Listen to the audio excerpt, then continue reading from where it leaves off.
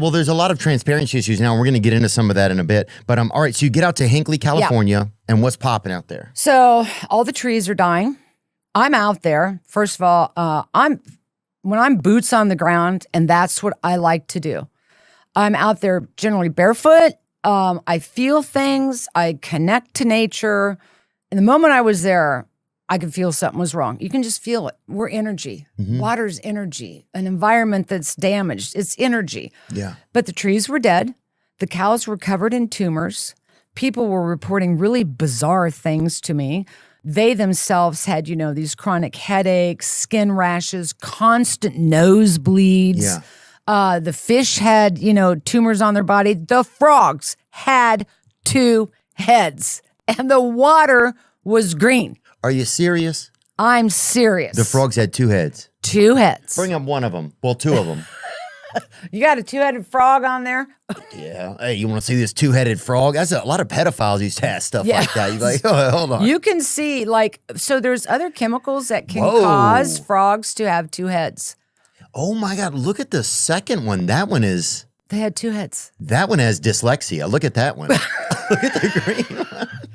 Well, I could believe that because definitely, I've been told before, you have 2 heads. Sorry to laugh at my own joke, but I thought that was... 2 different brains colliding together. That was pretty good, I thought, based on the looks of that one. If you can't But it was stunning. And Right. I'm from Kansas. I don't see this shit in Kansas. Right. Well, that's probably because the nature was a little bit more like, if you're heading out to California, it's a place where there's a lot more probably industry going on and things could be a little bit more damaged, because but in Kansas, you're probably coming from a purer environment, I'm guessing. And also, dude, I remember a time in our town, like people couldn't whistle for like 2 months or something. And maybe it was something in the air or something was going on. We had a long, what's it called when the moon and the sun cross each other? Eclipse? Yeah. Yeah. We had an eclipse one time. I swear that thing lasted probably 3 days over there and people couldn't whistle. You couldn't hail a taxi for probably, for half a week over there. I've been down in Louisiana. I spent 6-8 weeks down there down in the bayou with the whole BP oil spill. Oh, did you really? We'll get into some of that. Yeah. Okay, so you get out to Hinckley, you're seeing all these things go on. By the time I finally got Ed to go out there with me, he did not know who PG&E was. So we're driving along. He goes, okay, so kid, let's go over this. And I've seen all the stuff you've brought back. PG&E is a water utility. I'm like, what? He goes, yeah. I go, Ed, I'm from Kansas, and I know who PG&E is. They're a ginormous utility. He's like, what? So that's how the whole thing began. And so it was through my record search at the water board. That's when I started discovering in writing reports that the area was contaminated with a chemical known as hexavalent chromium. Wow. Bring it up. Let me see it right there. Hinckley groundwater contamination.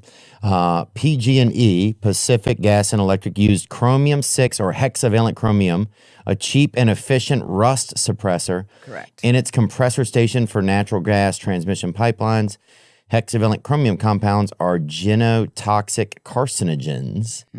What does that mean, genotoxic? And they're mutagenic. They can affect the genes. And they can be passed on? Correct. Oh, my gosh. And you can see trisomy 7 and different diseases like that in the children.